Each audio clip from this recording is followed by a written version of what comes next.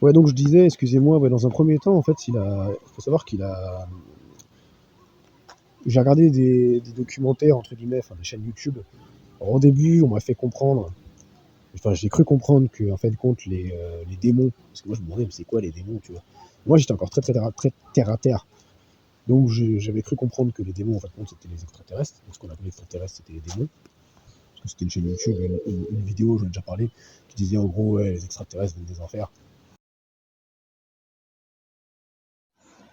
Oui, donc voilà, petit à petit, j'ai découvert donc, au départ que moi je croyais qu'en fait les démons c'était des extraterrestres, les extraterrestres c'était des démons, mais finalement je me suis rendu compte que en fin de compte, ben non, les extraterrestres ça n'existe pas, parce qu'en fait, ben j'ai compris petit à petit, de plus en plus en m'intéressant à la personne du Christ de Jésus, de Jésus-Christ, le seul sauveur de l'humanité, bah, que si en fait l'univers était infini, ça laisse la place à d'autres êtres, bah, du coup des extraterrestres, des êtres potentiellement conscients, pas forcément hostiles, hein, comme on le fait voir souvent dans les films, hein, mais peut-être pacifiques. Mais c'était la question, c'est mais alors c'est qui le Jésus, voilà, Jésus, est-ce il est le sauveur de l'humanité? Il n'est pas le sauveur des extraterrestres.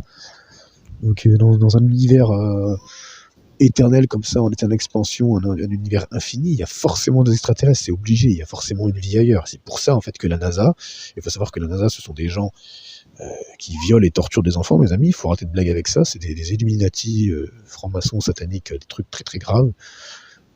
C'est pas des rigolos au niveau charnellement spirituel. Ils sont très très loin, ces gens-là. Il faut savoir qu'ils ont ce qu'on appelle le budget illimité, ça j'en parle aussi souvent sur ma chaîne YouTube, hein. Donc voilà, c'est des gens, c'est que des mensonges qui sortent de leur bouche, c'est très très grave, ces gens-là vraiment doivent se repentir, et parce que sinon ils vont passer un sale quart d'heure dans le lac de feu. Bon bref, ça c'est encore une autre histoire, mais gloire à Dieu, heureusement, à la fin, Dieu sera tout en tous, ça c'est la fin de l'histoire. Donc voilà, après il a fallu donc après, ben, j'ai compris, j'ai compris en fait que j'ai commencé à me poser des questions, voilà, là-dessus, extraterrestres, je comprenais pas l'espace, en même temps il y a le royaume de Dieu, mais le royaume de Dieu il est où? Alors il est après l'espace, c'est quoi ce délire? Enfin, il est où le spirituel? Donc c'est quoi? C'est une autre dimension? Mais finalement j'ai compris que en regardant, écoutant, lisant le témoignage de Lacerta, là c'est bon, une espèce de mythe, une légende urbaine d'un gars là qui aurait interviewé une reptilienne. Elle explique dedans que les dimensions, c'est pas vraiment ce qu'on pense, qu'il faut faire la différence entre les mondes parallèles et les dimensions, et ça, elle a pas tort là-dedans. C'est une réalité. J'en ai parlé sur ma chaîne YouTube Spirit Autonomy, j'ai fait une vidéo qui n'a pas beaucoup de vues. Peut-être que je vous la mettrai en lien où ça parle, où j'explique en fait les 5 dimensions justement. Et ça n'a rien à voir avec, faut pas confondre en fait les dimensions et les mondes, les réalités, les dimensions, voilà. Et l'univers aussi. Il n'y a pas, il y a pas il n'y a pas deux mondes en fait, il n'y a pas deux univers. Il n'y a pas deux univers. Il y a des mondes, il y a un univers, et cet univers, il a une partie spirituelle et il a une partie matérielle. Et la partie matérielle, en fait, moi, là, je vais arriver directement, voilà, directement, je vais passer, parce que sinon ça va être trop long. Mais en fait, de fil en aiguille, et ça m'a pris des années. Voilà, je vous renvoie sur mon témoignage aussi où je parle de quand j'ai été ravi au 3e ciel en 2016. Et c'est de là qu'est parti vraiment les plus grosses révélations sur la science que j'ai aujourd'hui, sur la vraie science, ce que j'appelle la vraie science qui vient d'en haut, sur la vraie connaissance du ciel. C'est qu'en fait aujourd'hui, donc j'en suis arrivé à comprendre, en fait la Terre déjà c'est pas une boule. Donc la Terre elle a une surface qui est particulièrement plane. En fait, elle est plane en fait à son horizon. D'ailleurs, l'eau ne courbe pas. Donc c'est une des preuves. Hein. C'est pour ça qu'on a fait les niveaux à bulles avec de l'eau et de l'air. Donc l'eau ne courbe pas. Je vous mettrai aussi peut-être en lien. Donc j'ai un livre que je partage. Donc c'est le livre de, je sais pas comment il s'appelle le gars là. Là aussi c'est Patrick Dubé, je crois.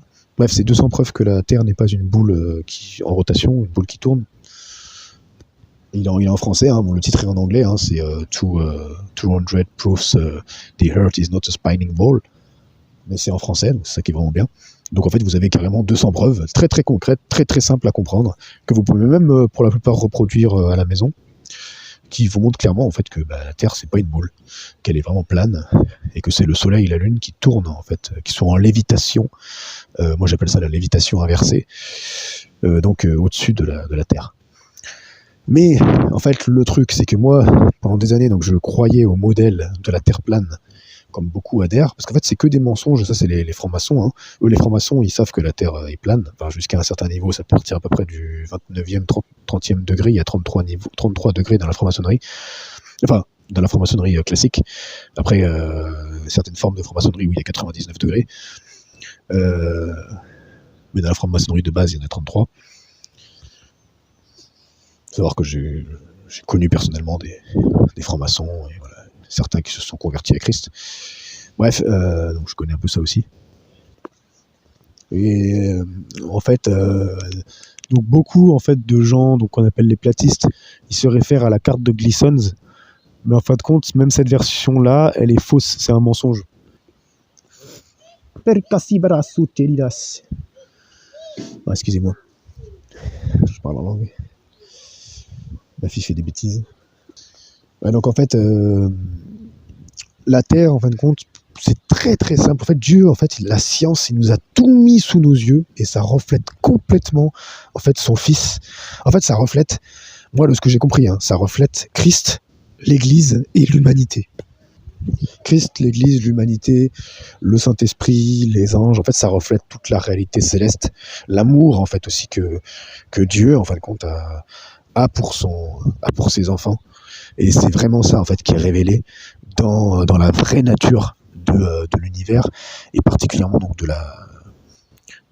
fait, le monde terrestre, comment il est véritablement, il reflète pleinement le monde d'en haut, le monde céleste. Mais pas le monde que la NASA a voulu vous faire croire, pas le monde, la planète là qu'on vous a appris à l'école. Il faut savoir que le mot planète, ça n'a rien à voir avec ce qu'on vous a appris à l'école. Ce mot-là, ça vient du grec planétos, qui signifie étoile vagabonde. Et les anciens, ils ne parlaient jamais de planétos, de planète, en ce qui concerne la Terre. Ils distinguaient bien la Terre de planétos. Et encore pire, dans la Bible, on ne parle nulle part des planètes. On vous parle des étoiles, on vous parle des luminaires en fait, on vous parle du soleil, de la lune, des étoiles, et jamais de la vie on vous parle des planètes. Les planètes, c'est venu avec les planétos, c'est venu avec les Grecs. En fin de compte, ce sont les étoiles vagabondes, donc c'est un type d'étoile, parce qu'il y a deux types d'étoiles, il y a les étoiles scintillantes et les étoiles vagabondes. C'est ce qu'on a appelé nous les planètes. Mais en réalité, ça reste des luminaires comme les étoiles, c'est juste que les planétos, en fait, ont leur nature est plus proche de celle de la Lune. Je dirais que c'est plus ce sont des plasmas, je dirais statiques. Ils sont plus statiques et en fait, ils sont plus, comment expliquer ça ? Je ne saurais pas comment trop expliquer, mais ça ressemble plus en fait à de la lumière statique, alors que les étoiles scintillantes, c'est plus proche de l'électricité et du gaz. Et c'est du son et de la lumière en fait. Les étoiles scintillantes, c'est un mélange de son, de lumière, d'électricité. Comme j'en ai déjà parlé, mais il y a une vidéo sur YouTube qui tourne. Hein, c'est une étoile dans une bouteille là. Hein, c'est un scientifique qui a réussi à allier en fait avec son et lumière, à créer une étoile dans une jarre en fait, hein, dans une bouteille et dans de l'eau, et allié avec de l'eau, c'est eau, lumière et son. Et en fait, ça fait les étoiles que vous voyez au-dessus de vos têtes, tout simplement. Et donc la Terre, en fait, si vous voulez savoir la vraie carte de la Terre, il suffit juste de regarder la Lune. Et du coup, quand vous regardez la Lune, quand vous allez chercher en détail, vous alliez comprendre tout simplement. Enfin, tout simplement. Il faut quand même bien chercher, et il faut approfondir, et justement, c'est là où il faut des analystes, des analystes qui savent analyser les données. C'est des gens comme ça qui ont découvert ces choses-là. Et c'est vraiment pure grâce. Faut mettre en parallèle avec des cartes, avec les cartes des pays, tout ça qu'on connaît actuellement. Et en fait, vous vous rendez compte du coup que la Terre est beaucoup plus grande, elle est beaucoup plus vaste que ce qu'on a voulu vous faire croire. Elle est plane, je le rappelle, mais elle est beaucoup plus vaste que ce qu'on a voulu vous faire croire. Et en fait, le monde, moi ce que j'appelle aujourd'hui le monde habité qui est sous un champ magnétique, il n'y a pas de gravité, ça n'existe pas, c'est un champ magnétique. C'est magnetic fields. Magnetic field, oui, magnetic field. Il bouge en fait. Ce champ-là bouge. Il bouge sur la surface de la Terre. Et c'est pour ça en fait qu'il y a entre guillemets d'un côté de ce monde habité qu'on connaît actuellement. Donc nous actuellement le monde habité pour nous c'est les États-Unis, l'Amérique du Sud, enfin, tu vois le Canada, l'Afrique, tout ça, l'Europe, l'Asie, tu vois, ce qu'on appelle le pôle Nord. Enfin quoi, faut savoir que ça c'est en train de bouger et en fait ça bouge d'un petit cran tous les 2000 tous les 2265 ans environ, il y a un grand bouleversement. En fait, ça bouge d'un cran. Il faut s'imaginer en fait que la Terre, c'est comme une horloge avec 12 crans. Et c'est pour ça qu'on a basé, en fait, c'est comme ça que les anciens, ils ont fait en fait les horloges. Mais bon, les horloges d'avant étaient vraiment respectées encore plus comment fonctionne la Terre aujourd'hui. J'essaierai peut-être de vous faire... C'est compliqué parce qu'il faudrait que je vous fasse une animation, tout ça. Moi, j'ai pas les compétences en modélisation 3D, tout ça pour vous faire ça. J'essaierai de vous mettre une vidéo, je sais pas comment faire. Mais voilà, c'est vraiment important en fait, le fait d'avoir compris ces choses, ça sert à rien que je rentre trop en détail là-dedans. Mais en fait, du coup, moi, ça m'a enlevé toutes sortes de craintes, toutes les croyances. Aujourd'hui, par exemple, je crois plus du tout, de par en fait ma capacité à chercher les informations là où il faut. Je crois plus en fait, par exemple, en la bombe nucléaire. Moi, je sais que la bombe nucléaire n'existe pas. Il y a des bombes, oui, très puissantes, mais la bombe nucléaire, ça n'existe pas. Je pourrais vous montrer, il y a des vidéos qui l'expliquent bien mieux que moi. Je vous mettrai en lien dans la description. Voilà, il y a plein de choses comme ça. La Lune aussi, elle a une lumière froide, alors que le Soleil, lui, dégage une lumière chaude. Enfin, ce serait plutôt des ondes, en fait. On dit plutôt ce serait des ondes, en fait, positives pour le Soleil et plutôt négatives pour la Lune, mais il y a une lumière froide. Et ça a été prouvé, hein, la lumière de la Lune est plus froide que l'ombre. Et en fait, aujourd'hui, ma vision de l'univers, pourquoi je tiens absolument à la partager, et que je suis convaincu que c'est vraiment un reflet de Christ, parce qu'en fin de compte, ça vous enlève énormément de craintes. Moi, je vois aujourd'hui, en fait, il y a des chrétiens, mais soi-disant, ils ont rencontré Christ, mais ils sont encore dans des craintes de trucs de fin du monde, de trucs de oh là là, il y a le réchauffement climatique, alors que faut savoir que d'un autre côté de la Terre, entre guillemets, enfin du monde habité, il y a aussi un refroidissement climatique, parce qu'en fait, comme je vous expliquais, le champ magnétique il bouge. En fait, ce monde habité, donc qui est un disque en fait, hein, il tourne autour de cette Terre qui est bien plus vaste, et c'est absolument bénéfique. En fait, la Terre, elle est gigantégasque. Il y a toute une partie qu'on connaît pas, enfin, que si certains connaissent, mais pas le petit peuple. Et du coup, en fait, moi, je suis plus dans les délires de avant. J'étais à fond dans les trucs de écologie. Oh là là, faut faire attention à la pollution, tout ça. Mais regardez, quand il y a eu le confinement, la nature, vous avez vu qu'elle s'en est sortie très très bien toute seule. Parce qu'en fait, dès que l'homme, il a juste... En fait, Jésus, il en a parlé de ce principe. Hein. Jésus, il a dit, celui qui voudra sauver sa vie, son âme, la perdra. Et celui qui voudra, en fait, quelque part la détruire, il la sauvera, en fait. Et c'est pareil à toutes les échelles. Si, en fait, tu t'arrêtes, en fait, même de mettre ta main, t'ignores, en fait, même quelque chose, tu vas voir que automatiquement le truc, il va... C'est ça, le jeûne. Hein. Le jeûne, hein, l'abstinence, là, voilà, le fait de... Le repos, tu vois, le vrai repos, hop, ça guérit, en fait, tout simplement. Le repos, ça guérit. Donc quand tu laisses quelque chose se reposer, tu laisses la nature se reposer un petit peu, tu vas voir qu'automatiquement, elle va guérir, mais ça va encore plus loin que ça.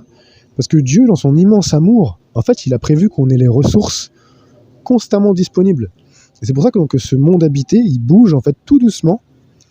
Et là, vous allez voir qu'on va rentrer dans une nouvelle ère. Alors, je sais pas si nous, on va le voir, mais en tout cas, nos petits-enfants vont le voir.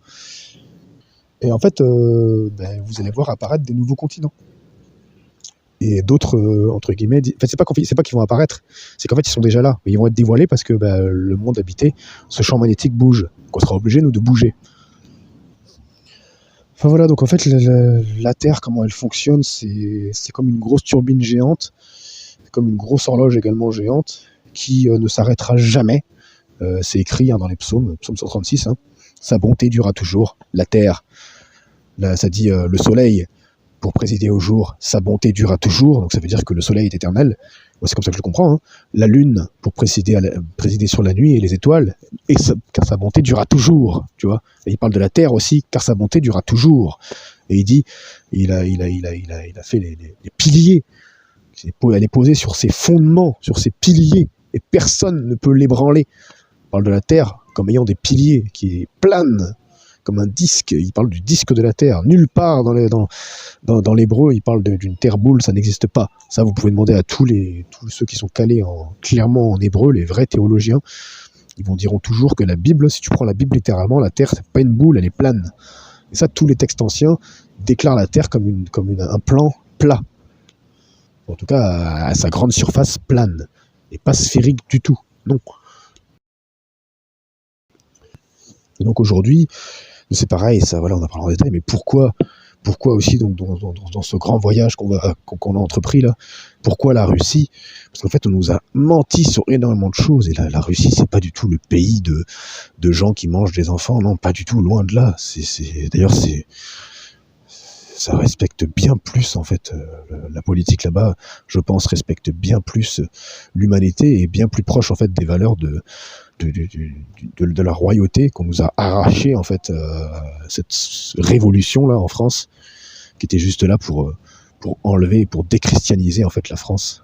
Et c'est pour ça aussi que nous on aspire à aller vivre là-bas, parce que voilà, on aspire à une vie bien plus libre terrestrement, et à avoir notre maison plus tard, notre jardin, tout ça, parce que là-bas ça coûte que dalle. Ça coûte que dalle, et enfin voilà, bref. On a envie de se retirer un temps, c'était vraiment la pensée de Moïse, en fait, de se retirer peut-être 40 ans maintenant, et de revenir un jour avec une plus grande révélation. Donc voilà, soyez encouragés, fortifiés.